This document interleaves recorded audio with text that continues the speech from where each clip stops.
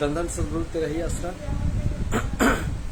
प्यारे सदगुरु की प्यारी सत्संग जी, कैसे आप सारे। मैं प्रेमी विजेंद्र कुमार इन साहब सभी का स्वागत करता हूं आपके अपने कार्यक्रम सच की राह में। चलिए, उम्मीद करता हूं पूज्य पिताजी की दया मेहर से आप सारे बिल्कुल ठीक ठाक होंगे और प्रोग्राम की शुरुआत अरदास के साथ करते हैं, फिर प्रोग्राम धीरे धीरे आगे बढ़ाएंगे सर। धन सदगुरु तेरा ही आसरा। हे मालिक, तुझे लाज है, बहुत हो चुका, तू दया में रहमत कर। तेरे प्यार मोहब्बत की राह में चलने वालों को कोई दुख तकलीफ ना आए। हे मालिक, सबको सुमति बख्शना। सुमति किसे कैसे देनी है, जिसे जैसे देनी है वैसे दीजिएगा, वो आपकी मर्जी। धन सदगुरु तेरा ही आसरा। तो प्यारे सदगुरु की प्यारे सत्संग जी, कैसे आप सारे। तो चलिए, प्रोग्राम का मसला बड़ा जबरदस्त है सर। मसौदे में बात करेंगे, लेकिन अभी हम इसे हिंदी में कन्वर्ट नहीं कर पाए, उसके लिए क्षमा चाहेंगे आपसे। लेकिन जैसी टूटी फूटी आती है ना साहब, उस टूटी फूटी अंग्रेजी में भी हम थोड़ी बहुत आपके साथ चर्चा कर लेंगे। एक आप देख रहे हैं कि एक ड्रामा चल रहा है, प्रोपेगेंडा है साहब। ड्रामे को प्रोपेगेंडा कह लेते हैं साहब। एक साजिश के तहत एक प्रोपेगेंडा टीम है जो उस के तहत मेमोरेंडम बांटे जा रहे हैं। मेमोरेंडम कहते हैं ज्ञापन को, हिंदी में कहते हैं ज्ञापन देना किसी बात का। ज्ञापन किस चीज के देने चाहिए? ज्ञापन देना चाहिए था कि भाई हमारे गुरु हैं, हम उनके शिष्य हैं, हमारी उनमें बेअंत अथाह आस्था है, और सरकार की साजिशों के चलते या कुछ लोगों की साजिशों के चलते हमारे गुरु को जेल भेज दिया गया है। ये होना चाहिए था। लेकिन क्या किया जा रहा है कि भैया माननीय विधायक जी, हमने कोशिश तो की थी आपको वोट ना पड़े, हम तो नोटा के साथी थे, लेकिन चलिए अब जीत के दुर्भाग्य से आ गए तो हमें आना आपकी शरण में पड़ेगा।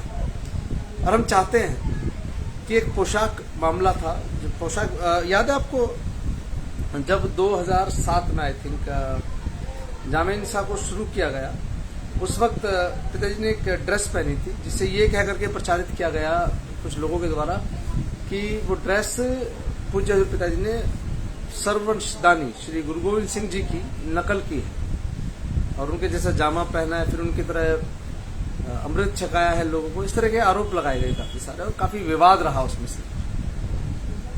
और कुछ साल जब वो मुकदमा चला तो कोर्ट ने पाया कि ये सिर्फ एक साजिश का हिस्सा है, और वो ड्रेस जो गुरुजी ने पहनी है, वो ड्रेस जो बताई जा रही है कि गुरु साहिबानों की नकल की है, वैसी कहीं मैच नहीं हुई, और वो मुकदमा खारिज कर दिया जाता साहब, और बाइज्जत बरी। यानी कि वो मुकदमा एक तरह का है कि डेरा जीत गया। लेकिन जो डेरे के विरोधी लोग हैं, उनको ये बात हजम नहीं हुई साहब। तो एक प्रोपेगेंडा के तहत एक जो बनाया गया ना, ये मेमोरेंडम, ये देखें आपको, आप ये देखें जरा, ये मैंने कल भी दिखाया था आप सबको। ये लिखा ना मेमोरेंडम ऊपर, सबसे ऊपर। इसमें एक जो पहला सवाल है साहब, वही 2007 में जो ड्रेस विवाद थी उसको लेकर के ये मसला है जो इसमें लिखा गया है। तो रात हमारी एक सेवादार से व्हाट्सएप पे चर्चा भी हुई इस बात को लेकर के कि भाई कि पिताजी को 2007 के बाद परमिशन क्यों दी। यार मुझे एक बात बताओ कि ड्रेस विवाद का पिताजी के आने से क्या मतलब है? देखिए, अच्छा होता है कई बार सार्थक चर्चा होती है। चर्चा क्या होती है? चर्चा ये होती है कि चलो विजेंद्र को घेर लेते हैं आज, इसको पता ही नहीं है, इसको बहुत पता है ना, बहुत बोलता है, मुझे सब पता है, तो आज इसे घेर लेते हैं। कैसे घेरते हैं? हमने प्रोग्राम किया साहब कल कि ये मसला क्या है, क्या नाम है इसका, मेमोरेंडम। मेमोरेंडम एक्चुअली एक धोखा है साथ संगत के साथ। ये कहकर के संगत को इकट्ठा किया जा रहा था कि यह किया जा रहा है आज भी कि हम पूज्य पिताजी को लेकर के आएंगे, और एक प्रोपेगेंडा और चलाया जा रहा है कि आधे प्रोपेगेंडा की तो हवा निकल गई साहब कि अभी नाम दिया जाएगा बरनावा आश्रम में। ये चर्चा थी, आप सबको शायद याद होगा, लेकिन ऐसा हुआ नहीं, कुछ नहीं। नाम चर्चा हुई, शांति से सात्संगत आई, सात्संगत ने नाम चर्चा सुनी, लंगर प्रसाद लिया और अपने घर चले गए, सब लौट गए। आधी हवा निकल गई है साहब। दावों की। लेकिन मसला ये नहीं कि मैं हनीप्रीत डेरे की व्यवस्थाओं में हस्तक्षेप रहेगा या नहीं रहेगा, ये मसला नहीं है। मसला ये है कि डेरे की व्यवस्था, आज हनीप्रीत बहन को छोड़कर ये कहता विजेंद्र कल से डेरे की व्यवस्था दिखेगा, सारी की सारी गालियां मेरे नसीब में लिखी जाएंगी, सारा कुछ मेरे हिस्से में आ जाएगा। क्यों? क्योंकि मसला यहाँ ये नहीं है कि डेरा विजेंद्र संभाल रहा है या बहन हनीप्रीत संभाल रहे हैं या कोई और संभाल रहा है, कोई और संभाल रहा है। मसला ये है कि डेरा संभाला क्यों जा रहा है। डेरे को तो खत्म हो जाना चाहिए। डेरे के अनुयायियों को ही डेरे के खिलाफ कर दिया गया। ये बहुत बड़ी षड्यंत्र, बहुत बड़ी साजिश का हिस्सा है। मैं उसी साजिशों पे बात कर रहा हूं आपके साथ कि 2007 में एक मुकदमा होता है एक पिताजी के ऊपर कि भाई इन्होंने गुरु गोविंद सिंह की नकल की है और इनको सजा मिलनी चाहिए। इसमें से काफी हंगामा हुआ, दंगा भी हुआ, बहुत कुछ हुआ। लेकिन जब न्यायालय ने जांच की, जांच का विषय चला, तो उसमें यह पाया गया कि वो ड्रेस कहीं से मैच नहीं होती है और वो सिर्फ एक राजनीतिक मसला था, इसलिए पिताजी को बाइज्जत बरी किया गया। जिस मसले में पिताजी बाइज्जत बरी हो जाते हैं वो मसला प्रमुखता से रखा गया है पहले नंबर पे। सवाल जवाब में मेमोरेंडम में जो सवाल ना, उसमें प्रमुखता से रखा गया है पहले नंबर पे कि उस मसले की दोबारा जांच होनी चाहिए। दोबारा जांच क्यों होनी चाहिए? क्योंकि पिताजी तो बरी हो गए, उनको बरी नहीं होना था यार, उनको तो उसमें सजा होनी चाहिए थी कि इन्होंने गुरु गोविंद सिंह जी की नकल की है। ये चाहते हैं लोग। अब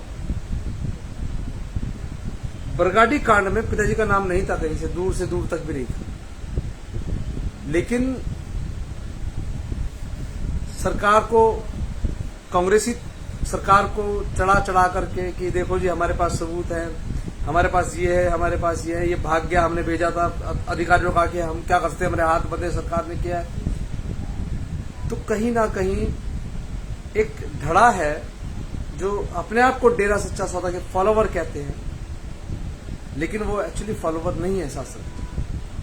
मैंने आज सुना था एक जिम्मेवार को, उन्होंने कहा कि ये लोग वो लोग हैं जिन्हें डेरे से निकाला जा चुका है उनकी कारगुजारियों के चलते। कुछ गलत हरकतें पकड़ी होंगी कभी दरबार में तो उनको निकाला गया है, लेकिन उन्हें निकाले गए लोगों ने कुछ भोले भाले सेवादारों को भी अपने पीछे लगा लिया।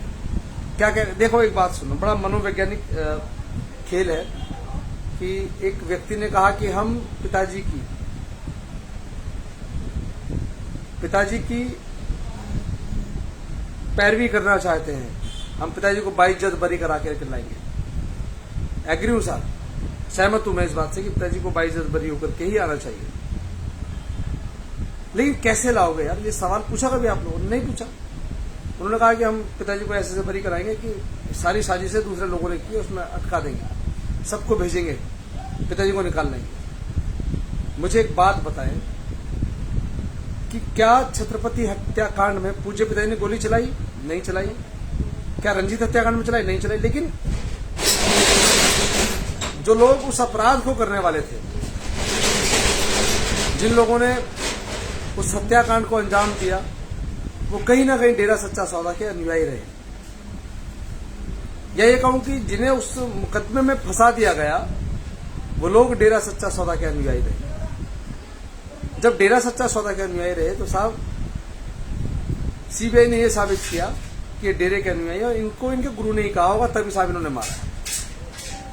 और उस बात पर घूम फिर करके पूज्य पिताजी को सजा हो गई। पंकज जी, कार्यक्रम अगर सुनना है तो साहब आपका स्वागत है, तो प्लीज अब असली और नकली गुनाहगारों को चक्कर में छोड़ो। अगर सुनना है तो सुन लो, नहीं तो साहब आप अपना मोबाइल बंद करो, रख लो अपने मोबाइल को, जेब में रखो, समय बचाएं, अपना सिमरण करें बैठ करके।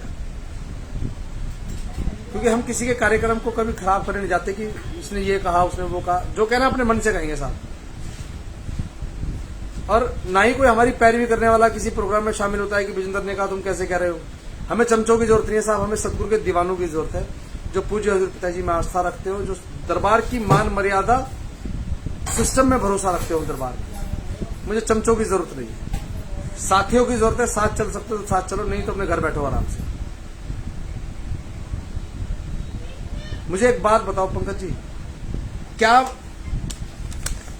इस मेमोरेंडम में जो सवाल है, ये अभी रुको जरा, तुम्हें ऐसे नहीं समझ आई पंकज जी, ये समझो जरा एक बार। देखो ये मेमोरेंडम है, इसमें एक सवाल, मैं ताजे करंट अफेयर से बात करूंगा साहब आपके साथ, अगर क्षमता तो सुनना, नहीं तो ब्लॉक करूंगा अभी। एक सेकंड लगेगी मुझे सिर्फ। इसमें लिखा है कि 2007 में क्या ड्रेस मसला था ड्रेस का, उस मसले की दोबारा जांच होनी चाहिए। क्यों जांच होनी चाहिए? क्योंकि पिताजी तो बरी हो गए उसमें साहब, बाइज्जत बरी हो गए, सजा करवाओगे ना उसमें भी। एक्चुअली तुम्हारी गलती नहीं है पंकज, तुम जैसे जो समझदार सेवादार हैं वो कुछ शातिर लोगों के हत्थे चढ़ गए और उनको यही समझ में नहीं आ रहा कि गोली चली, गोली बच गई, अरे चलो मर गया, गोली चल गई और उस मसले में सजा हो गई पिताजी। गोली चलाने वाले भी अंदर और गोली चलवाने वाले भी अंदर। सरकार यही तो कह रही है। चलाई किसने? विजेंद्र ने। चलवाई किसने? गुरुजी ने। मार दीजिए साहब, खत्म हो गया काम। तुम्हारी समझ में नहीं आएगी। हम गधे हैं साहब, दीवाने थोड़ी हम गधे हैं। हमने अपने सर पे बोझा खाया हुआ है, उसे ढो रहे हैं, लेकिन तुम दीवाने हो साहब। तुम्हें यही समझ में नहीं आ रहा है कि इस मेमोरेंडम से डेरे को कितना बड़ा नुकसान होगा, तुम्हें नहीं पता है, नहीं जानते हो इस बात। और तुम तो ये बात भी नहीं जानते हो भाई कि तुम्हारे बॉस ने, बॉस ही कहूंगा साहब, तो गुरु तो कहूंगा नहीं, तो गुरु तो तुम्हारा भी वही है जो मेरे हैं। तुम्हारे बॉस ने भी 4 दिन पहले एक बात कही थी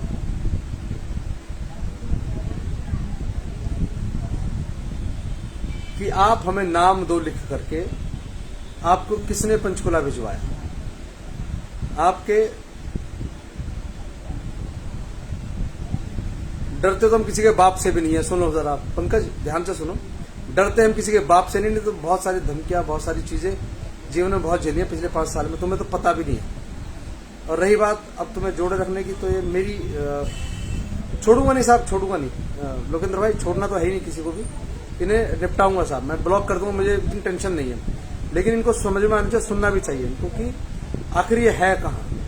ये डेरे के साथ है, लिखते इंसान साहब, और डेरे को ही मिटाने वालों का साथ खड़े हैं। इनको यही समझ में नहीं आया आज तक कि पिताजी बाइज्जत बरी हैं ड्रेस विवाद में। 2007 में जो पूज्य हजूर पिताजी पर आरोप लगा था कि उन्होंने एक सर्वंसदानी श्री गुरु गोविंद सिंह जी की ड्रेस पहनी है, उसमें बरी हैं पिताजी। लेकिन वो चाहते हैं कि इसमें सजा हो। इन गधों को समझ में नहीं आती है बात। क्यों समझ में नहीं आती है? इसलिए समझ में नहीं आती है। मैंने कहा ना, अगर मैं तुम्हारा बॉस हूं, मैं गधा हूं। इस बात को ध्यान से सुनो पंकज, कि समझना होगा तुम्हें कि जिस मसले में पिताजी बरी हैं, उस मसले की जांच क्यों चाहते हो, मुझे ये समझाओ जरा एक बार।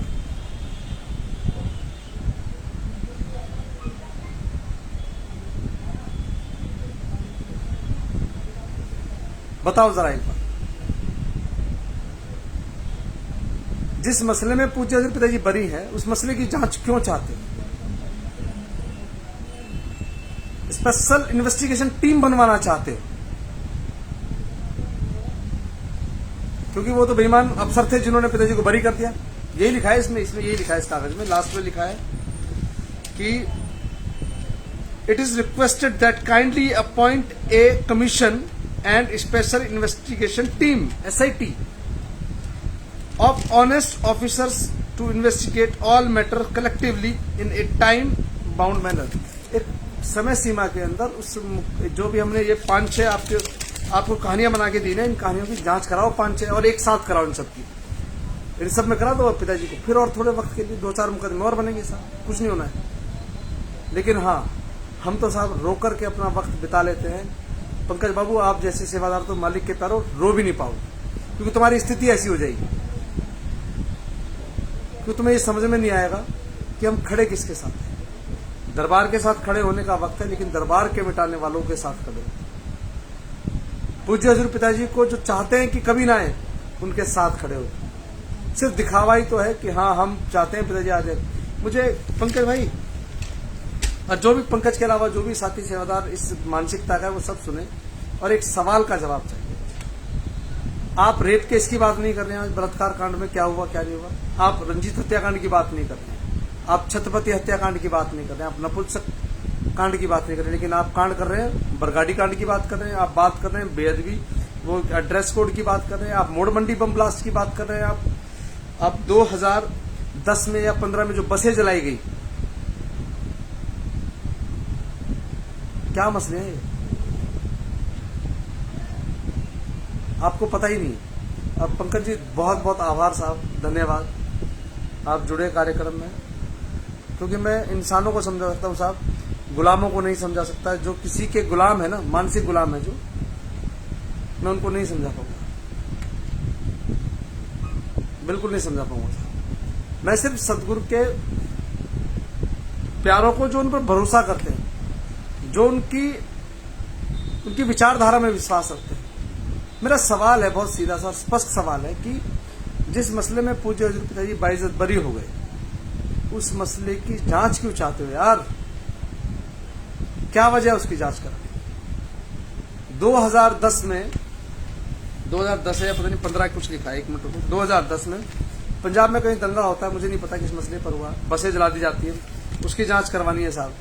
उस बस जली जो बहुत सारी, उन बसों के जलने में बलात्कार कांड का क्या मसला है साहब? क्या कम्युनिकेशन है दोनों का?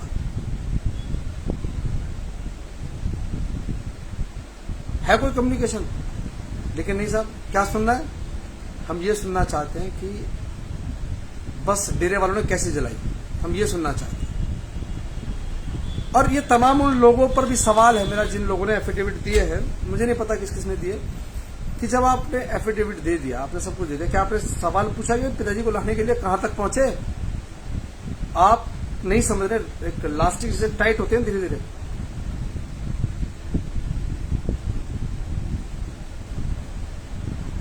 नहीं, म्यूट नहीं करता हूं साहब, मुझे ब्लॉक करना आता है मुझे, और म्यूट करना नहीं आता, तो छुट्टी। नई आईडी बना लेंगे, कल दूसरी से जुड़ जाएंगे। आज पंकज की बनी, कल विजेंद्र की बन के आ जाएगी आईडी, यह मसला ही नहीं है। क्योंकि भाषा, गुलाम की जो भाषा होती है ना साहब, वो आका से बाहर जाके बात नहीं करता, वो वही बात करता है या उसी शैली में बात करता है जिसमें उसका आका बात करता है। मिड्डा बाबू जी, धन धन सतगुरु तेरा आसरा। राजेंद्र मिड्डा बाबू जी हमारे, बहुत बहुत स्वागत आपका। रघुवीर जी, धन धन सतगुरु तेरा आसरा। SR वर्मा जी, धन धन सतगुरु तेरा आसरा। रमाशंकर जी, धन धन सतगुरु तेरा ही आसरा। क्योंकि असली वाली से तो हम ब्लॉक कर चुके हैं रमाशंकर जी, हम असली आईडी को तो पहले ब्लॉक कर चुके हैं, अब नकली आईडी बनाई है वो भी ब्लॉक कर दी। ये भी परेशान है इस बात से कि यार कितनी आईडी बनाए। रहमत है पिताजी की, बाबू जी बिल्कुल रहमत है। कृष्णा बहन, धन धन सतगुरु तेरा आसरा। देखिए, मेरा कोई ऐसा नहीं कि मैं पाकिस्तान के बारे में बात कर रहा हूँ कि इमरान खान की सरकार कैसे बचेगी। मैं तो ये चाहता हूँ कि डेरा सच्चा सौदा कैसे बचेगा। मेरा सवाल बहुत सीधा सा है, जिस मसले में पूज्य पिताजी बरी है, उसकी जांच क्यों चाहती है मेमोरेंडम टीम? क्यों चाहते हैं? जिस मसले में पूज्य हजूर पिताजी का कोई लेना देना नहीं है, उन मसलों की चर्चा। अब इसमें लिखा है कि 2010 में बसें जला दी गई बहुत सारी, उन बसों से पूज्य पिताजी का चल रहा जो मसला है, साध्वी यौन शोषण कह लें, रंजीत हत्याकांड कह लें, या छत्रपति हत्याकांड कह लें, जो मुकदमे हैं कंटिन्यू चल रहे हैं, जो इन मुकदमों में इनका क्या लेना देना है? कोई लेना देना है तो बताइए, नहीं है। अब एक सवाल हो रहा है इसमें जी, 2015 में बेअदबी होती है साहब, उसकी जांच करके पिताजी को फंसा लिया। जब पिताजी फंसा लिए गए साहब, तो अब और जबरदस्त खेल हो गया। अमित चंद जी, धन धन सतगुरु तेरा ही आसरा। अभी आपको एक वीडियो सुनाऊंगा साथ संग, देखिए डेरे को कैसे बर्बाद करना है, या ये कहूं कि डेरे को आखिर कैसे मिटाना है। अभी रोक दो, मैं आपको एक वीडियो सुनाऊंगा अभी कि आखिर डेरे के सिस्टम को कैसे डैमेज करना है। आखिर डेरा सच्चा सौदा है क्या, ये समझ लीजिए। डेरा सच्चा सौदा एक ट्रस्ट है, और उस ट्रस्ट को जो चलाते हैं, वो एक सिस्टम है पूरा, जो मैनेजमेंट कमेटी के नाम से जिसे हम जान लेते हैं। और ये सब जानते हैं कि डेरा सच्चा सौदा को पूज्य गुरु जी के जाने के बाद जेल चले गए साहब। घर का मुखिया जेल चला गया, तो अब घर कौन चलाएगा? पड़ोसी चलाएंगे या घर वाले चलाएंगे? घर वाले ही चलाएंगे साहब। घर वाले कौन है? मैनेजमेंट कमेटी है, शाही परिवार है, सदब्रह्मचारी, गुरु ब्रह्मचारी बहने। गुरु ब्रह्मचारियों को वैश्या बताते हैं साहब। शर्म आती है आप लोगों को सुनने में? थोड़ा सा अच्छा लगता है? या ये कहूं कि जब दुनिया वाले सुनते हैं इस बात को, तो आपको कैसा लगता है? जब ये दरबार को वैश्यावृत्ति का अड्डा बताते तो आपको बड़ा आनंद आता है सर। आपने कभी सवाल किया कि आखिर क्यों कहते हैं? अब एक बात को समझिएगा कि डेरा सच्चा सौदा क्यों खत्म करना चाहता है, क्योंकि पूज्य हजूर पिताजी एक विचार है साहब। विचार को आप कभी नहीं मार सकते। लेकिन हाँ, विचार को दूषित जरूर कर सकते हैं, विचार को खराब जरूर कर सकते हैं। कैसे कि वहाँ तो गलत काम होते हैं, वो तो खालिस्तानियों का अड्डा है, डेरा सच्चा सौदा में तो वैश्यावृत्ति होती है, वहाँ तो जितने जिम्मेवार सब नशे में चूर मगरूर रहते हैं। तो समझ रहे हैं आप कितने बड़े आरोप है। आप उस संस्थान के साथ जुड़े जहाँ पे तमाम इस तरह के आरोप लगाए जा रहे हैं। और आखिर मसला क्या है, डेरे को कैसे खत्म किया जा सकता है, एक उस पर बात करते हैं। डेरा सच्चा सौदा के जिम्मेवार सेवादारों पर आप मुकदमे बनवा दीजिए, वो सब जेल चले जाएंगे। और किस संस्था के लोग हैं, उस संस्था को भारत सरकार ब्लैकलिस्ट करके खत्म कर देगी साहब। आप बजा लेना घंटी कहां बैठ करके बजाओगे, आपके सारे नाम चर्चा कर, आपके सारे दरबारों पर government of India take over कर लेगी साहब, सब खत्म। फिर आप सुनना साहब, रोज रोज नई नई कहानियां बैठ करके, और ये कहानी सुनाने में कहीं नहीं मिलेंगे आपको। चलिए इनका मकसद सुनाता हूं मैं आपको। आज डॉक्टर साहब की एक छोटी सी वीडियो, हमारे साथी बहुत मेहनत करते हैं, ढूंढ ढांड के लाते हैं, तो मैं सुना रहा हूं आपको। 2-2.5 मिनट का वीडियो है, ज्यादा लंबा नहीं, सुनिएगा जरूर कि व्हाट इज द प्लानिंग, आखिर दरबार को खत्म करने की प्लानिंग क्या, इस पर चर्चा करूंगा आपके साथ, देखिएगा जरा। इसलिए जितने भी 45 नंबर आपके इलाके में, जितने भी भंगीदास जिन्होंने 45 नंबरों को आपके ब्लॉक में बुलाया और आपको बोला भी पंचकूला जाना है, उनका फोन, उनका नाम, पिता का नाम, फोन नंबर, सब ये सब आप जितने जल्दी हो आप हमें प्रोवाइड कराएं। हमने ऊपर गवर्नमेंट के तौर पे ये कार्रवाई शुरू कर दी है कि पंचकूला दंगे पे कमीशन बैठना चाहिए। इसके अलावा आपने सुना क्या कि आपको ये क्या करके इकट्ठा किया था कि पिताजी को बरी कराएंगे साहब।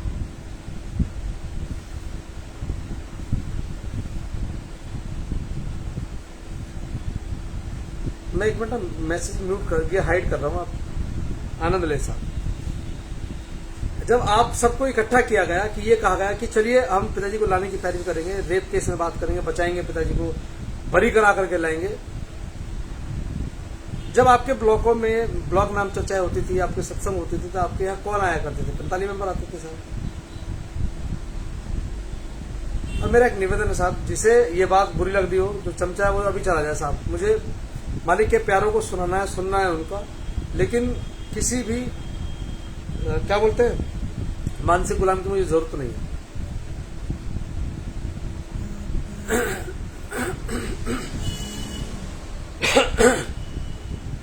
कि जब 45 मेंबर आए साहब, ये कह रहे हैं कि हमने सरकार के तौर पर, आप समझ रहे खेल को, जो आपने एफिडेविट दिए ना, मैंने पहले दिन कहा था आपको, मेरी बात से बहुत सारे लोग नाराज थे कि यार ऐसे कैसे कह रहा है बिजेंद्र की, ये तो खिलाफ हो गया डेरे के, ये तो ध्यान नहीं दे रहा है, ये अच्छे लोगों से दूर हो गया। अच्छे लोगों ने क्या खेल किया है कि जो आपने एफिडेविट दिए ना, उन एफिडेविटों को सरकार को सौंप करके वो लोग इस तरह फुल प्रूफ प्लान है दरबार का, कि दरबार की जो सिस्टम है वो है क्षेत्रीय Bhangidas, block Bhangidas, 15 member, 25 member, 45 member, गुरु ब्रह्मचारी बहने, सत ब्रह्मचारी भाई, मैनेजमेंट कमेटी और पूज्य पिताजी। पिताजी तो जेल चले गए साहब। अब जो नीचे के लोग हैं उनको भी जेल भेजेंगे ना, तभी तो बंद होगा डेरा। यार ऐसे कैसे बंद हो जाएगा? पिताजी चले गए, क्या डेरे बंद हुए? नहीं हुए। लेकिन हाँ, जब ये जिम्मेवार चले जाएंगे ना जेल, तब ये डेरा बंद होगा साहब। कैसे बंद होगा, क्या प्लानिंग है, मैं आपको सुना रहा हूं दोबारा से एक बार, आप जरा बड़े ध्यान से सुनिएगा।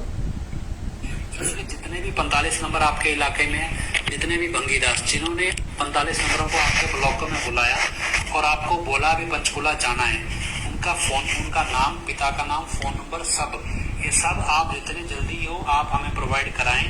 हमने ऊपर गवर्नमेंट के तौर पे ये कार्रवाई शुरू कर दी है कि पंचकूला दंगे पे कमीशन बैठना चाहिए। इसके अलावा अब हम पूरी कोशिश करेंगे, जो कंसर्न कोर्ट इस पे सुनवाई कर रही है उसके रिकॉर्ड पे भी एफिडेविट दिए जाएं और बयान दिए जाएं, क्योंकि खट्टा सिंह हाई कोर्ट ने एक रूलिंग एस्टैब्लिश की है कि अगर कोई गवाह हॉस्टाइल भी हो जाए तो भी 7 साल बाद वो मुकदमे में गवाही हॉस्टाइल होने के बाद भी दे सकता है। तो हम तो अभी हॉस्टाइल हुए नहीं है। उसी केस को आधार बना के हम पंचकूला कोर्ट में, हाई कोर्ट में पंचकूला दंगे से संबंधित अपने बयान दर्ज कराएगी साथ संगत, और खुले तौर पे कराएगी, और इन तमाम लोगों के नाम एडम ब्लॉक से लेके 45 नंबर और बंगीदासों के देगी कि जिन्होंने साथ संगत को पंचकूला भेजने पे मजबूर किया और जो जो झूठे वादे दिए। तो इस सब के लिए आपसे छोटी छोटी मीटिंगें की जाएंगी जगह जगह। आज भी हमारी मीटिंग हुई है, मोड़ मंडी में हुई है मीटिंग। तो ऐसे अलग अलग जगहों पे मीटिंग होगी, जहां भी आप मीटिंग रखना चाहेंगे आपको बताया जाएगा। क्योंकि अब ये पूर्णतः तौर पे शाही परिवार और हनीप्रीत की लड़ाई में ये पिताजी को शिकार बना रहे हैं, और कोई भी सब पैसा लूटने की रेस है, और उस रेस में सभी पैसा लूटना चाहते हैं। तो हमें दोनों की जरूरत नहीं है, हमें हमारा डेरा वापस चाहिए। और इन दोनों शाही परिवार अपने घरों में, क्योंकि उनका तो वैसे भी डेरे में इंटरफेरेंस नहीं है, और हनीप्रीत का इंटरफेरेंस हम किसी भी रूप में बर्दाश्त नहीं करेंगे। और राकेश, रिंकू, जितने भी बंदे हैं, इन सबको जूते मार के हम डेरा से अब निकालने का प्लान पूरी तौर पे तैयार करेंगे। इनको अब पंजाब की जेलों में होना चाहिए, और पंचकुला दंगों में इनकी जमानतें रद्द होनी चाहिए। इस सब की मांग हम हाई कोर्ट और ट्रायल कोर्ट के जरिए करेंगे। अब ये सारी चीजें शुरुआत से होंगी, जैसे पूर्व प्लान के तौर पे, और इसको लेके आपके पास फेथ वर्सेस वर्डिक्ट से अलग अलग जगहों पे लोग आएंगे, आपको कांटेक्ट किया जाएगा। अपने फेथ व्हाट्सएप ग्रुप सबके बने हुए हैं, तो आपके इलाके में लोग आएंगे और हर जगह से ये सारी चीजें होंगी। और ये सारी चीजें मीडिया के रिकॉर्ड पे भी आएंगी धीरे धीरे। और 25 अगस्त के बाद जितने भी गलत काम हुए हैं, उन सभी गलत कामों का ब्यौरा भी, पंजाब में जो पैसा लूटा गया वो पंजाब सरकार के रिकॉर्ड पे आएगा, जो हरियाणा में लूटा गया है वो हरियाणा सरकार के रिकॉर्ड पे आएगा। और खुले तौर पे हनीप्रीत का और राकेश और रिंकू, इन 3 लोगों का खास तौर पे, और इनका चौथा साथी है सीपी अरोड़ा, खुले तौर पे विरोध किया जाएगा। जहां भी ये डेरा में दिखाई देंगे वहां भी विरोध किया जाएगा। अगर इनका कोई भी इंटरफेरेंस डायरेक्ट और इनडायरेक्ट साथ संगत में दिखेगा तो उसका खुले तौर पे दरबार के अंदर भी विरोध किया जाएगा, दरबार के। अब देखिए साथ संगत जी, बड़ी इंटरेस्टिंग बात, ये शातिर आदमी इस बात को जानते हैं कि डेरा सच्चा सौदा के पूरे सिस्टम में शाही परिवार और कहीं कोई लेना देना नहीं है। क्योंकि जब मैं मिला था परिवार को, उस वक्त भी उन्होंने कहा था कि पिताजी ने हमें हमेशा दुनियावी तौर पे रखा है कि भाई दरबार की किसी भी चीज में इंटरफेरेंस नहीं है। वो इन्होंने भी कहा। क्यों कहा? क्योंकि अब पता है शाही परिवार तो चला जाएगा, अब इनको छेड़ने का कोई फायदा नहीं। तो लेकिन जो दरबार को चलाएंगे उन्हें हम छोड़ेंगे नहीं। अब इसमें एक बात कही गई कि 45 मेंबर, ब्लॉक बंगीदास, सेवादार जितने भी हैं, उन सब पर मुकदमे दर्ज कराए जाएंगे। हमारी सरकार से सेटिंग हो गई, हमारी सरकार से बात हो गई है। अब कैसे करवाएंगे साहब? क्योंकि जो आपने एफिडेविट दिया, मैंने कहा था आपको, जो मैंने कहा था ना, वो एग्जैक्ट होगा, देखना आप। और आप के द्वारा दिए गए एफिडेविट ही इस्तेमाल होंगे। बधाई हो आपको, खासकर उनको जिन्होंने बड़ा तीर मारा है साहब, हमने एफिडेविट दिया, हमें गद्दार बोल दिया। साहब आप अपनी स्थिति देखना कि आपकी स्थिति क्या होगी। मैंने कहा ना अभी कि हम तो रो के वक्त गुजार लेते हैं साहब, रो लेते हैं, उसकी याद आती है थोड़ी सी। लेकिन तुम्हारी तो हालत ऐसी होगी, तुम तो रो भी नहीं पाओगे, रो भी नहीं पाओगे।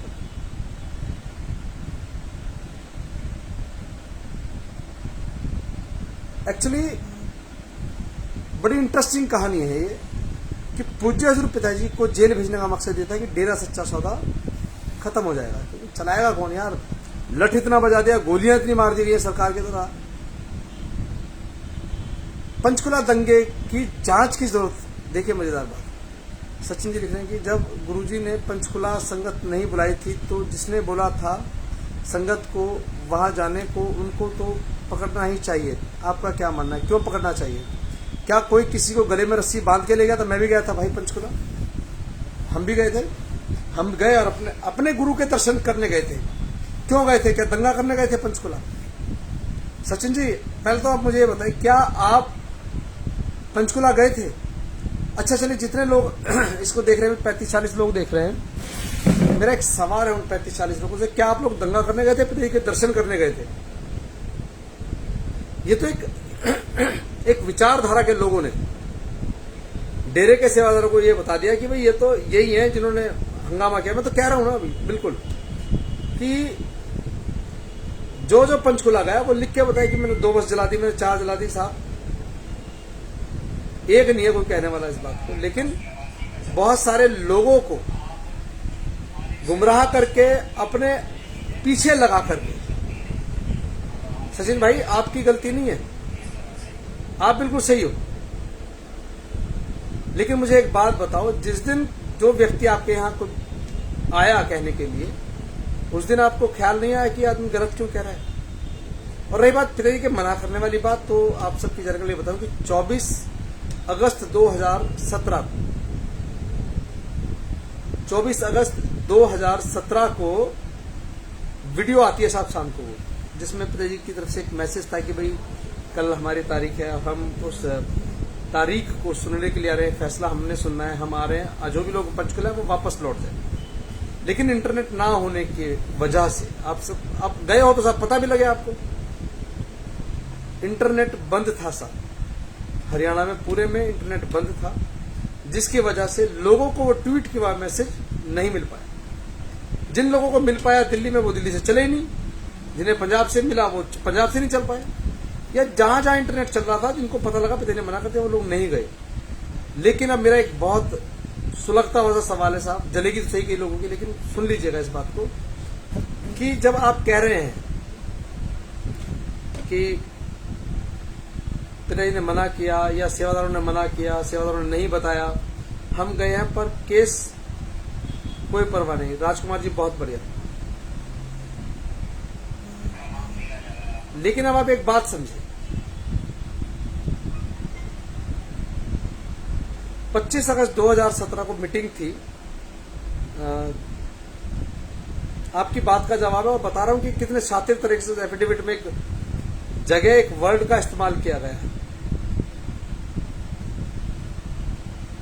जैसे आपने कहा ना कि भाई हम गए थे, हमने कुछ किया या नहीं किया, या उनको होना चाहिए जो गए, जिन्होंने भेजा उनको तो सजा होनी चाहिए। हमारा क्या कहना, आप सुनो हमारा क्या कहना है सर। उस एफिडेविट के कॉलम नंबर 4 या 3 में हल्फिया बयान है साहब, आपका वो हल्फिया बयान है, जिसमें मेरी तरफ से कहा जा रहा है कि ऐसा ऐसा हुआ, जिसमें आप सबने एक साइन करके दिया, उस पर लिखा है कि प्रत्येक महीने की तरह 17 अगस्त 2017 को भी तमाम तरह के सेवादार, पक्की समिति या खुली समिति वालों की एक जो बैठक होती थी, मासिक बैठक, वो उस दिन भी थी, और वो कहाँ थी? डेरा प्रमुख के आवास पर। यही लैंग्वेज है साहब, पिताजी के आवास पे नहीं।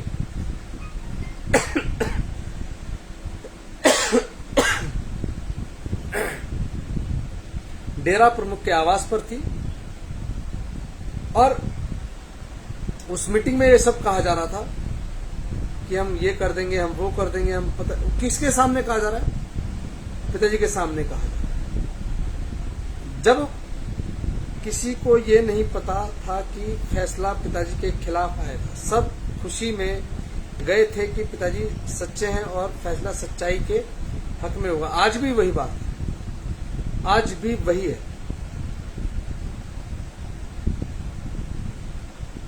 तो उस एफिडेविट में आपने ये समझाया है, आपने ये बयान दिया है कि जिस टाइम सारे 45 मेंबर आग लगा दो कर रहे थे, या मार दो कर रहे थे, कह रहे थे कि सड़क पे आ जाओ, उसकी भाषा बता रहा हूं मैं आपको एफिडेविट की, जबकि ऐसा नहीं था। उसमें जब ये कहा जा रहा था, तो उस वक्त आपने ये कहा कि गुरुजी वहां स्टेज पर मौजूद थे, उनके सामने मीटिंग में सब बातें हो रही थी। आपने तो फंसा दिया पिताजी को यार। आप बचाने वालों में नहीं हो, आप तो फंसाने वाले में। मैं तो कहता हूं एसआईटी जांच किस बारे में होनी, पंचकुला की अगर जांच की बात होती है ना साहब, तो पंचकुला पे जांच ये होनी चाहिए कि आदेश किसका था गोली मारने का, कौन सा वो स्पेशल ऑफिसर था उस दिन नियुक्त जिसने कहा कि मार दो गोलियां अपने ही लोगों को, कौन था वो? लेकिन नहीं, 45 मेंबर जो एक सिस्टम है डेरे का, उसको तबाह करने के लिए साहब हम सरकार से बात हुई हमारी, हम मिटाएंगे सबको। जिन मसलों में डेरे का लेना देना नहीं है, डेरे का नाम नहीं है, ये सिस्टम के साथ मिलकर के, सिस्टम कहते हैं सरकारों के साथ मिलकर डेरे को खत्म कराएंगे सर।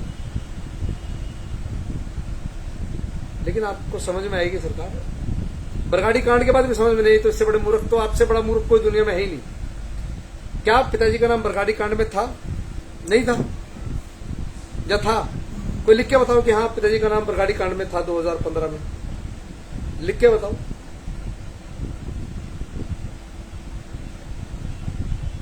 पिताजी का नाम नहीं था। लेकिन 20 से एक फेसबुक पेज अस्तित्व में आता है जिसका नाम फेथ वर्सेस वर्डिक्ट था। उसने तमाम रोज कई महीने लगातार, हरि सिंह जी 1 मिनट रुकिएगा जरा, 1 मिनट रुकिए, लगातार 1.5-2 महीने 3 महीने एक ही बात दही बिलोते रहे उसमें। बरगाड़ी कांड डेरे वालों ने कराया, डेरे वाले ने कराया। अरे डेरे वाले करेंगे तो गुरुजी को तो पता होगा ना, लॉजिकली बात है। लेकिन नहीं साहब, पिताजी का नाम शामिल करा, आपको तब भी समझ में नहीं आया। अभी रुको जरा, देखो अभी पंचकुला में पिताजी का नाम शामिल होगा। मैंने कहा था देशद्रोह के मुकदमे होंगे पिताजी पे दर्ज, वो इसलिए होंगे कि आपने अकलमंदी दिखाई है। रजा में राजी सो मर्दगाजी वाले नहीं आप अकलमंद लोग हैं। और पिताजी के पक्ष में वकील एविडेंस क्यों नहीं दे रहे हैं कोर्ट में? साहब मुकदमा पेंडिंग है, अब सजा हो चुकी है पिताजी को। सीबीआई ने किन्हीं भी तथ्यों को नहीं माना, डेरे के द्वारा दी गई सारी बातों को उन्होंने निगलेक्ट किया, नजरअंदाज किया। उन्होंने कहा कि नहीं मानेंगे हम तुम्हारी बात। जबकि साध्वी यौन शोषण मामले में, बलात्कार वाले मसले में डेरे की साध्वियों ने 122, मेरे पास जानकारी है इस बात की, 122 बहनों ने सीबीआई कोर्ट में नोटिस दिए थे कि भाई ये कहीं के एफिडेविट दिए थे और ये कहा था कि हम डेरे की अनुयायी हैं, हम साध्वी हैं जिन पर यह आरोप है कि गुरुजी हमारा यौन शोषण करता है। ये आरोप इन पर नहीं है कि ये यौन शोषण करते हैं, लेकिन शोषण हमारा होता है तो पहले हमारी तो जांच कर लो कि हमारा कभी शोषण हुआ भी है या नहीं हुआ है। हमारी मेडिकल कराइए आप। लेकिन कोर्ट ने उस बात को नहीं माना क्योंकि मसला ही उनका बनाया हुआ था सब सीबीआई का। तो प्यारे सदगुरु की प्यारी साथ समझिए, आप चौकस हो जाइए। जो आपको बहका रहे ना कि पिताजी का मुकदमा नहीं लड़ रहे, ढंग से लड़ रहे, अगर नहीं लड़ा होता साहब तो 15 साल चलता मुकदमा, 2 साल में पिताजी जेल में होते साहब। 2002 में मामले दर्ज हुए थे।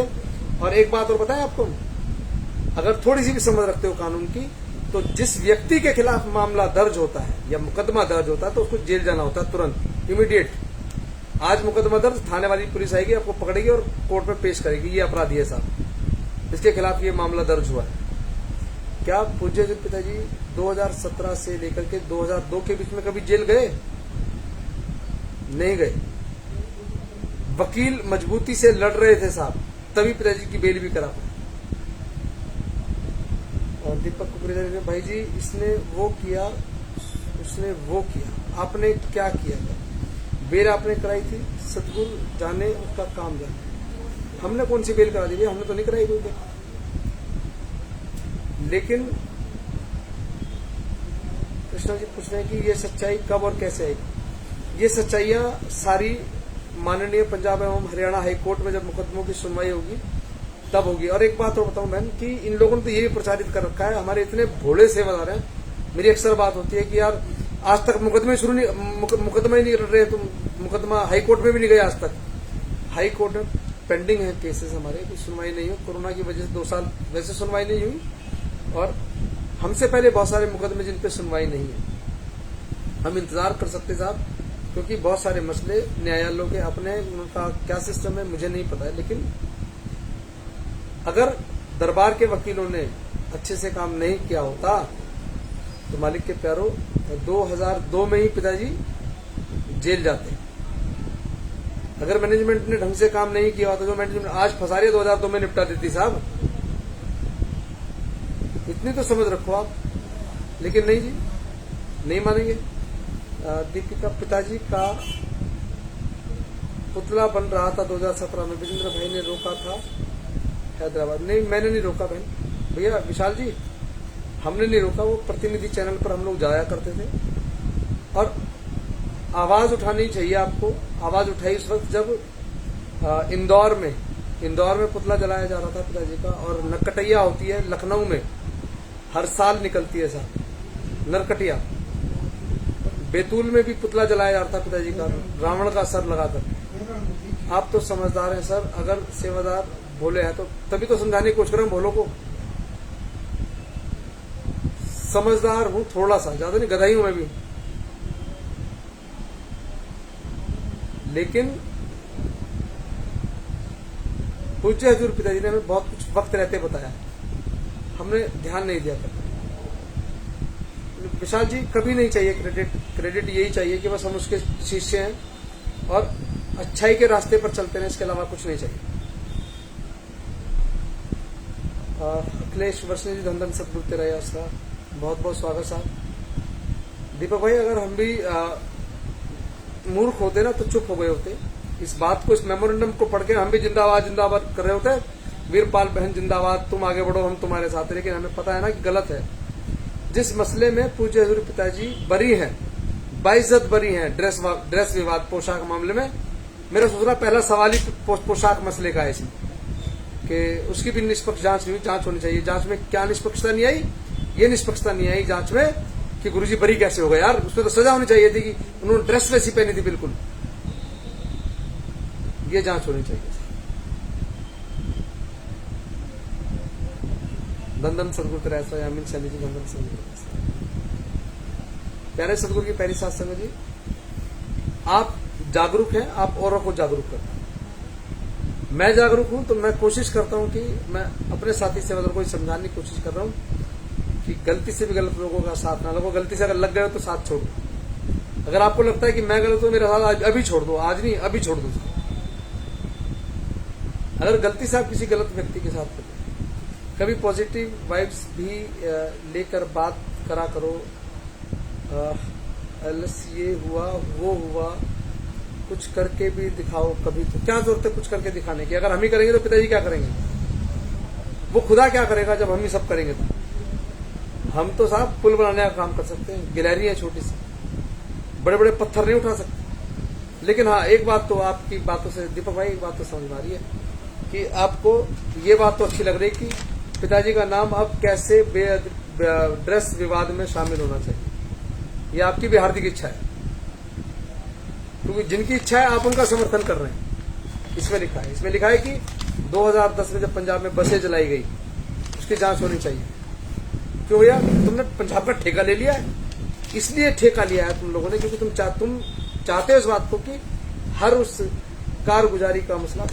मैं एक आईपीएस का इंटरव्यू सुन रहा था, एक मिनट सीधा बैठू जरा, एक बार, बहुत देर होगा लेटे लेटे।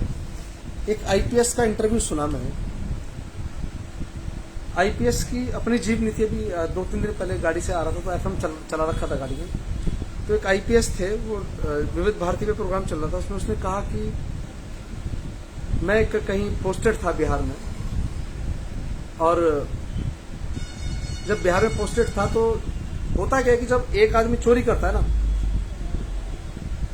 या एक परसेप्शन बन जाता है, जब आपके दिमाग में एक विचारधारा आपके दिमाग में बन जाती है किसी के प्रति, या विचार तय कर लेते हैं आप कि भाई ये आदमी क्रिमिनल है। तो आपने देखा होगा कि अक्सर जब किसी मोहल्ले में चोरी होते हैं तो उस मोहल्ले के जो नामचीन लोग होते हैं, भाई ये चोरी कर सकता है, तो पुलिस ज्यादा उनको उठा लेती है और डाल देती है जेल में। ऐसे ही मसले में वो आईपीएस थे, 20 लोग उठाए गए एक मसले में, और हिस्ट्री सीटर बना दिया गया साहब उनको कि भाई ये चोर है, हर बार यही होते हैं। तो एक औरत थी, एक छोटे से मैले कुचले बच्चे को गोद में लेके खड़ी थी, उस आईपीएस ने कहा कि मैं आईपीएस था, मैं 1 स्टार यहाँ पे होता था और आईपीएस लिखा होता था, वो आईपीएस 1 स्टार इस तरीके से लगा के रखते थे हम लोग। तो जब थाने में जाते हैं तो वहाँ एक स्टार वाला एएसआई होता है या एसआई होता है, कुछ होता है 1 स्टार 2 स्टार 3 स्टार एसएचओ, ये चक्कर है कुछ स्टारों का।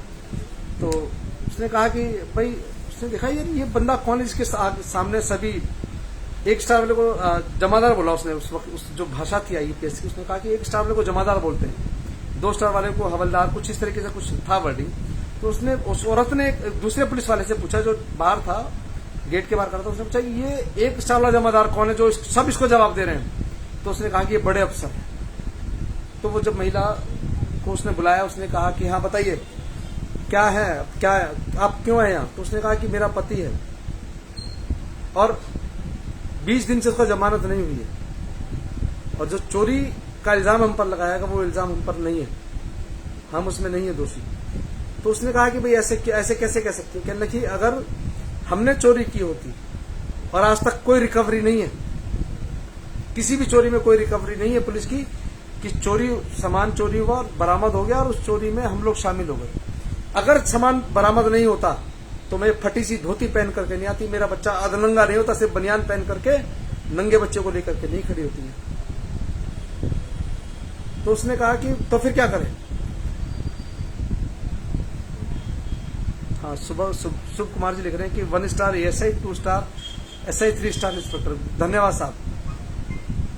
भाई संगत क्या करें, सोशल मीडिया पर इतने सारे चैनल चला रखे हैं, कोई कुछ बोल रहा है, कोई कुछ बोल रहा है। अब विश्वास करें तो किस पर? सिर्फ डेरा सच्चा सौदा की विचारधारा पर विश्वास करो। अगर आपको विचारधारा पता होगी तो साहब आप किसी के बहकावे में नहीं आएंगे। अगर आपको विचारधारा नहीं पता कि डेरा सच्चा सौदा, देखिए डेरा सच्चा सौदा में बुराइयां छुड़ाई जाती है, आपकी हरामखोरी छुड़ाई जाती है, आपको नशों से दूर करके मुख्य धारा में जोड़ा जाता है समाज से। लेकिन एक व्यक्ति कह रहा है कि डेरा सच्चे सौदे में सारे खालिस्तानी आकर के छुप जाते हैं, सारे चोर डाकू लुटेरे आके छुप जाते हैं। डेरे में जो डेरे की गुरु ब्रह्मचारी बहने वो वैश्यावृत्ति करती हैं, तो आप कहते हैं बिल्कुल सही हो रहा है। तो आप डेरे की विचारधारा को नहीं जानते कि डेरे की विचारधारा क्या है। पिताजी पे यकीन करो, सेवा और सिमरन करो। विशाल अरवानी, बिल्कुल। तो उस औरत ने कहा कि मैं 500 रुपए आपको दे देती हूँ, मेरे पति को छोड़ दो।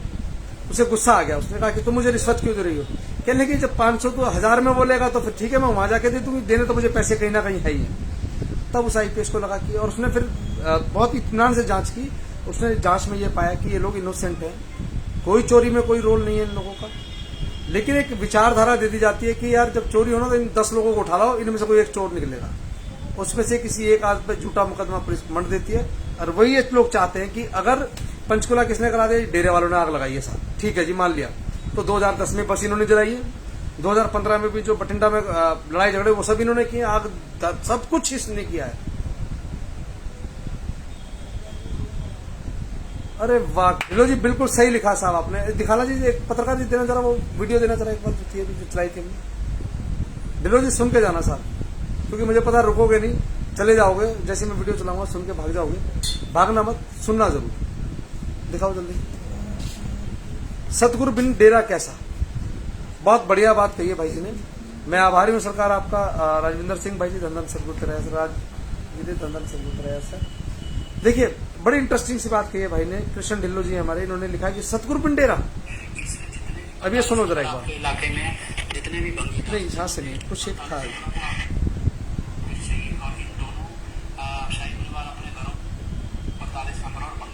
अभी सुनो, कि जिन्होंने सात संगत को पंचकुला भेजने पे मजबूर किया और जो जो झूठे वादे दिए। फोन आ रहा है, काट दो। से छोटी छोटी मीटिंगें की जाएंगी जगह जगह। आज भी हमारी मीटिंग हुई है, मोड़ मंडी में हुई है मीटिंग। तो ऐसे अलग अलग जगहों पे मीटिंग होगी, जहां भी आप मीटिंग रखना चाहेंगे आपको बताया जाएगा। क्योंकि अब ये पूर्णतः तौर पे शाही परिवार और हानिप्रीत की लड़ाई में ये पिताजी को शिकार बना रहे हैं, और कोई भी सब पैसा लूटने की रेस है, और उस रेस में सभी पैसा लूटना चाहते हैं। तो हमें इन दोनों की जरूरत नहीं है, हमें हमारा डेरा वापस चाहिए। और इन दोनों, अब बताओ पिताजी बिना डेरा कैसा? पिताजी तो है नहीं साहब, कहाँ गए? हम क्या नाम था, कृष्ण जी भाई जी, मेरी बात का बुरा मत मानिएगा, छोटा भाई हूं आपका। आपने कहा पिताजी बिन डेरा कैसा, ये समझा रहे थे ना यार, डेरों की ईंटों को खाएंगे फोड़ फोड़ के क्या हम, हमें सदगुरु चाहिए। आपने कहा हाँ चाहिए, लेकिन आज जब सारे जिम्मेवार चले गए, पिताजी बाहर आ जाएंगे जाने से? नहीं आएंगे। ये व्यक्ति खुद कह रहा है, ये आप सुने दोबारा से, मैं थोड़ा सा बैक करूंगा हल्का सा। और उस रेस में सभी पैसा लूटना चाहते हैं। तो हमें इन दोनों की जरूरत नहीं है, हमें हमारा डेरा वापस चाहिए। और इन दोनों शाही परिवार अपने घरों में, क्योंकि उनका तो वैसे भी डेरे में इंटरफेरेंस नहीं है। जब शाही परिवार का डेरे में इंटरफेरेंस नहीं था या नहीं है, ये जानता है व्यक्ति इस बात को, तो शाही परिवार की चीछा लेदर क्यों कर रहा था बैठ करके, और आप ताली बजा रहे थे? ये मैं नहीं कह रहा हूँ साहब। तो ये देखो भाई साहब है, हमारे बड़े भाई साहब, आप आवाज से पहचानते लेकिन शकल भी पहचानते। ये मेरे बड़े भाई है, डॉक्टर मोहित गुप्ता जी है ना। ये कह रहे हैं कि शाही परिवार का इंटरफेरेंस नहीं है, और आपने लिखा कि कैसा डेरा, बिन सतगुरु के डेरा कैसा। ये कह रहा है कि हमें डेरा चाहिए। पिताजी किसी को नहीं चाहिए यार, पिताजी सिर्फ और सिर्फ डेरे में रहने वाले ब्रह्मचारियों को चाहिए। हम तो अपना जीवन साहब ऐशो में गारत कर चुके अपने जीवन को, लेकिन जिन्होंने अपने परिवारों को त्यागा है ना, उनको तो वैश्यावृत्ति करने वाले बता दिया इन्होंने। कृष्ण भाई अगर जवाब है तो लिखिएगा जरूर दोस्त। मैं अक्सर एक बात कहा करता हूं, मैं अक्सर एक बात कहा करता हूँ आपसे कि अगर आप डेरा सच्चा सौदा की विचारधारा को जानते हो ना, समझते हो विचारधारा, तो साहब दुनिया की कोई ताकत नहीं, कोई माई का लाल जो आपको हिला जाए डेरे से। लेकिन आपको पता ही नहीं है ना आपको डेरा सच्चे सौदे की मर्यादा क्या है। मर्यादा यह है कि वैश्याओं को कोठों से छुड़ा करके दरबार में शादियां करवाना हो। भक्त योद्धा बनाए पिताजी ने, लेकिन ये कह रहे हैं कि नहीं सिर्फ वैश्यावृत्ति होती है, वहां तो अड्डा है वैश्यावृत्ति का। क्यों? क्योंकि इन्होंने आश्रम नाम की एक वेब सीरीज है वो देखी है, उसमें ये सब ड्रामे उसी के अंदर थे साहब। सिर्फ सतगुरु चाहिए साहब। लेकिन इन्हें तो, जो मेरे भैया हैं छोटे या बड़े हैं, इन्हें तो डेरा चाहिए। 45 मेंबरों को बाहर निकालना है, इनको डेरा चाहिए, इनको मैनेजमेंट वालों को बाहर निकालना है। क्यों निकालना है? क्योंकि इन्हें डेरा चाहिए। कभी ना कभी बात जुबा पर आई जाती है साहब। और मैं चाहूंगा कि पानी पी, आप सब पानी पीना चाहेंगे तो पानी पी लीजिए। और मेरे मित्र पत्रकार हैं, ये भी काफी देर से कहना चाह रहे हैं कुछ। जी धन्य सतगुरु तेरे आसरा, सतगुरु चिकित्सा जीवन जी फैसला समिति। मैं थोड़ा लेट आया, माफी चाहता। नहीं आए तो टाइम पे तो साहब, टाइम अब दिया है बोलने का। बात दरअसल ये है कि आज, जैसा मैंने पिछले भी आपको कई बार कहा था, कल भी साथ चर्चा हुई कि आपको उलझा दिया गया है और बड़ा प्लानिंग के तहत आपको उलझाया जा रहा है। आपके खास बनकर, आपके भोले बनकर, और हम भी उस टीम में रहे हैं, इसलिए हमें वहां अंतर तक की पता है कि वहां होता क्या, कैसे होता है। मिठाई की जानकारी वही देगा जिसने मिठाई बनाई हो, हलवाई हो। दूसरा आदमी तो खा के कह देगा ये अच्छी है, खराब है। तो दरअसल ये है कि ये प्रोपोगंडा, सारी टीम 10 से 12 लोग हैं जो पूरा दिन इसी में रहते हैं। उनका कोई काम धंधा नहीं, कोई आउट ऑफ बिजनेस नहीं है। हम जैसे लोग तो आउट ऑफ बिजनेस करते हैं, अपना सोर्स बिजनेस का है, थोड़ा बहुत करके अपना शाम को बैठते हैं। लेकिन वो तो सुबह से लेके आप 6 बजे सुबह से शुरू हो जाते हो, रात के 12 बजे तक आपको जाए 1:30 2 बजे तो मीटिंगें होती हैं।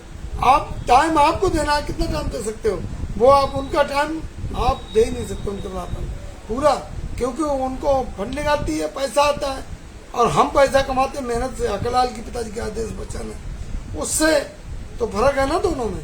तो इसलिए सारे दिन प्रोपोगंडा चलते हैं, आज ये करना, कल वो करना, कल की कहानी करनी है, planning pre planning, prepaid planning, सारे कुछ करके फंसाया जा रहा है, आपको भरमाया जा रहा है।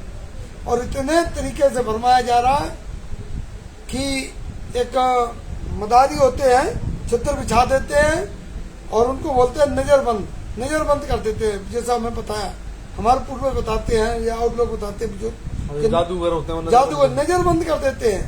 अब वो नजर बंद कर देते हैं, कुछ का कुछ दिखा देंगे आपको, और इसके बाद कहते हैं कि सभी जितने हो अपनी मुट्ठी भाई को खोलना नहीं है, नहीं तो इस बच्चे की जान चली जाएगी, और फटाफट जो भी है दे दो। 1000 रुपए वो इकट्ठा कर लेते हैं और थोड़ी देर में वो अपने बांध के और चल देते हैं, कोई किस तरह लेके।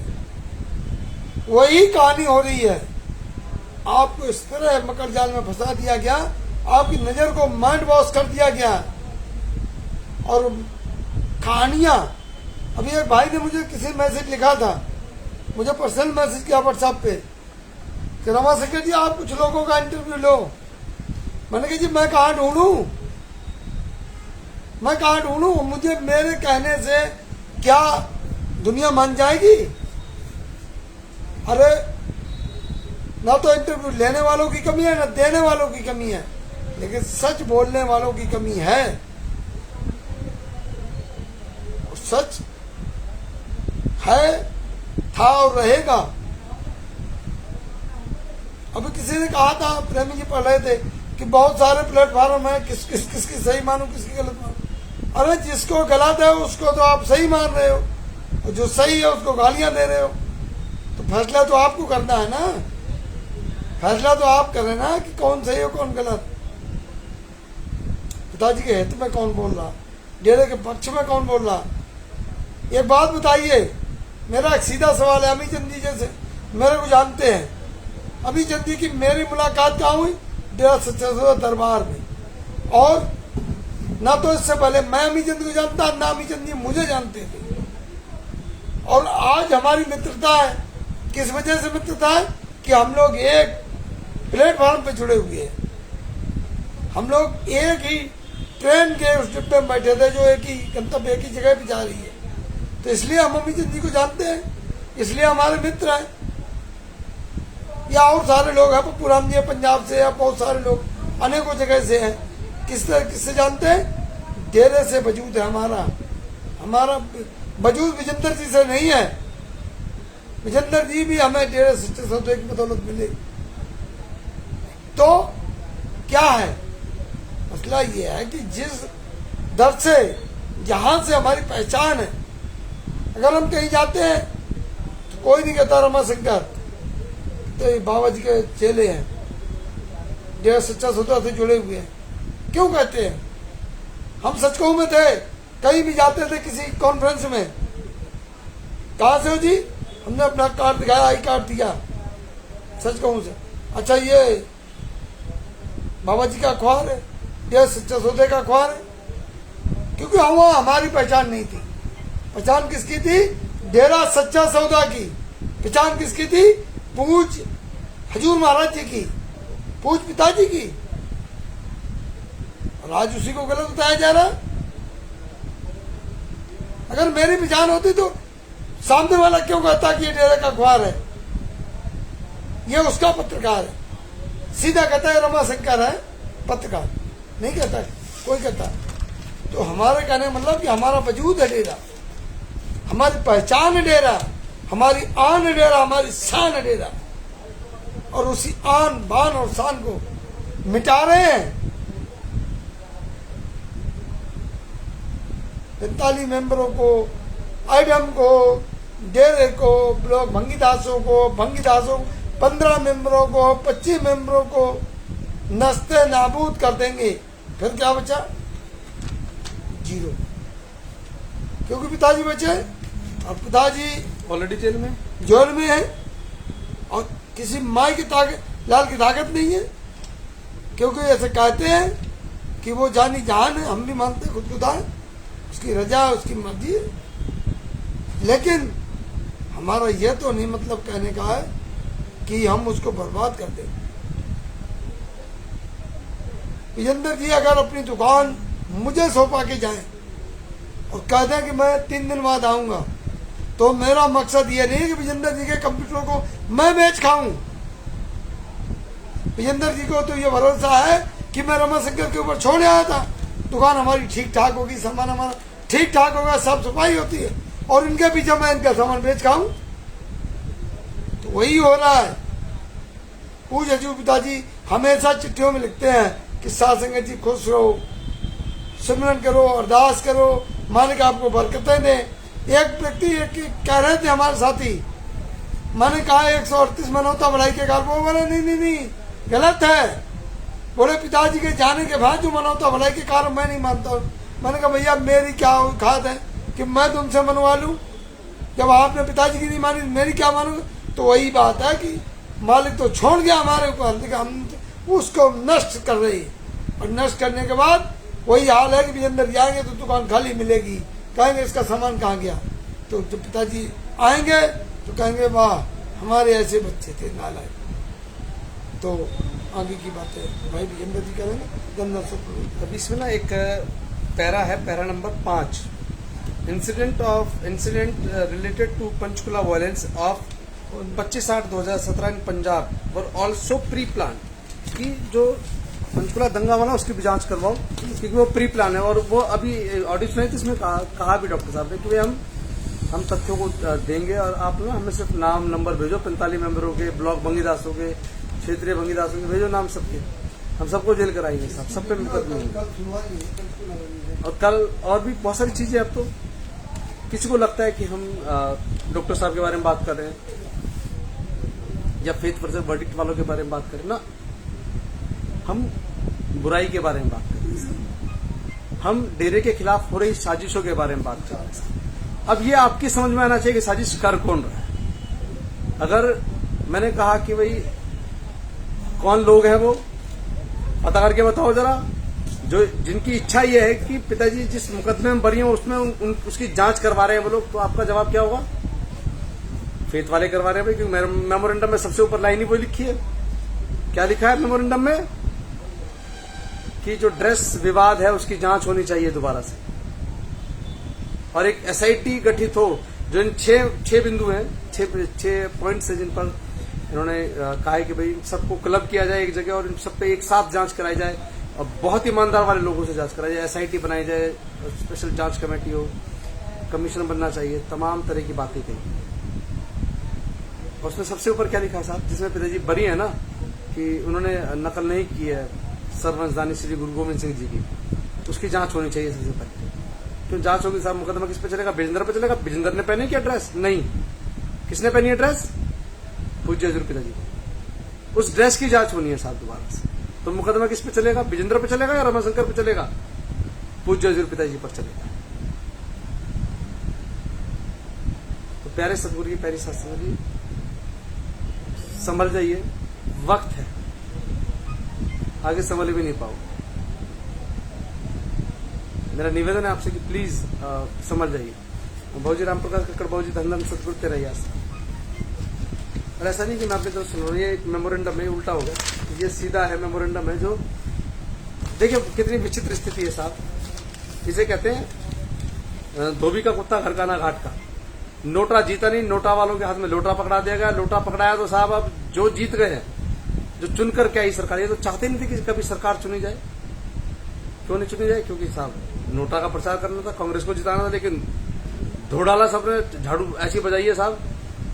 और उन्हीं लोगों के सामने बड़ी बेशर्मी से जाके कह रहे हैं कि 80 डेरा वाले हैंगे। और डेरा वाले जब हल्ला मचा रहे थे चौक पे खड़े होकर के कि भाई हम तो क्या था, NOTA NOTA NOTA NOTA NOTA की माला बनाई, तो तब वो उस दिन को भूल गए। बड़े गैरतमंद लोग हैं, हर 4 दिन पीछे वापस पहुंच गए। शास्त्र जी समझो इन लोगों को, इनका कोई दीन ईमान नहीं है।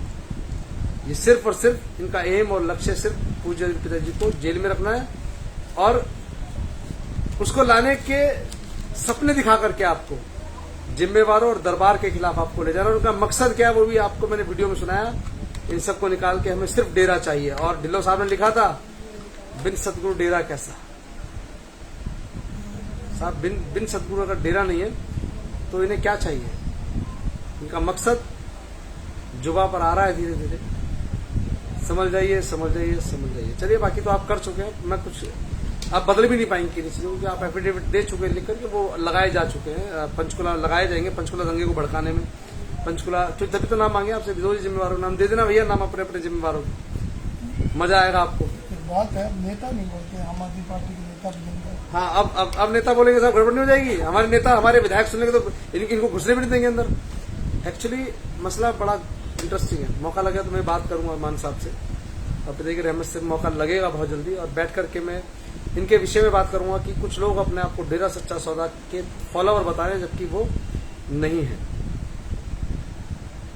इस पर बात रहेगी मेरी, बहुत जल्द मिलूंगा मान साहब से समय लेकर के। तो चलिए, और मेरी टीम, ऐसा नहीं कि मैं रहूंगा, मेरी टीम सच के आगे जो मेरे साथी हैं तमाम लोग जल्दी मिलेंगे इस विषय पर।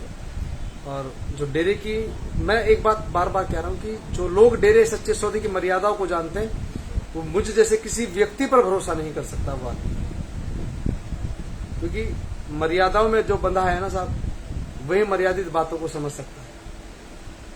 हमें मर्यादा ही नहीं पता, हमें यही नहीं पता कि डेरा सच्चा सौदा से जुड़ने के लिए पर स्त्री माँ बहन बेटी की समान है, पहला वचन।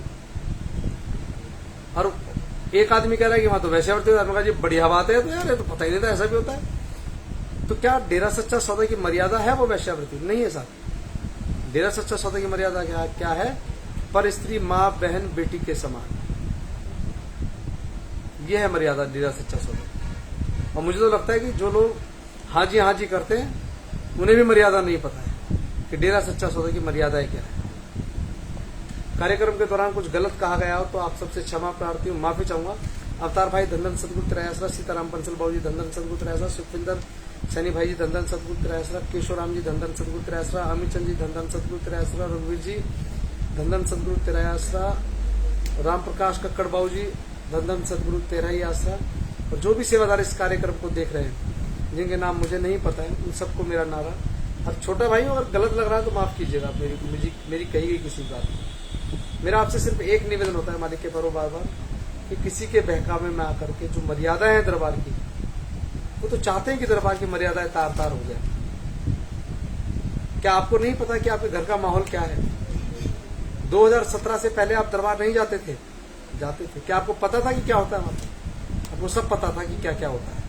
आपको पता था कि कहां पर कैंटीन में गोलगप्पे मिलते हैं, आपको पता था कहां पर चाउमीन मिलते, लेकिन आपको ये नहीं पता था कि वहां वैश्यावृत्ति भी होती। क्यों नहीं पता था? क्योंकि वहां होता ही नहीं था साहब वो चीजें। जो होता वही तो दिखता है। आपको ब्रेड पकौड़े दिखाई दिए साहब वहां हमेशा, क्योंकि होते थे साहब, वही गेट के पास लगती थी स्टॉल। आपको खाने पीने की सामान दिखते थे साहब, आपको कपड़े दिखते थे, अंडर गारमेंट्स दिखती थी वहां पर, आपने सब देखा है। लेकिन आपको जो गलत चीजें बताई जा रही वो आपने कभी नहीं देखी थी, जो होती नहीं थी कभी। मान साहब को मिलने की पिताजी लड़ाई पूरी कर, लड़ाई नहीं साहब, अधिकार है हमारा। मान साहब हमारे ही एक देश का सूबा है जिसका नाम पंजाब है, उसके मुख्यमंत्री और मेरी ही पार्टी के मुख्यमंत्री है, तो मुझे शायद जल्दी मौका मिल जाए मिलने का, क्योंकि मेरे पास एक कार्ड भी है। जब मैं जाऊंगा ना मिलने के लिए, तो पिताजी की हिम्मत से मेरे पास एक कार्ड है जो हमारे पत्रकार साहब ने छाप के दिया है, इन्होंने छपवाया।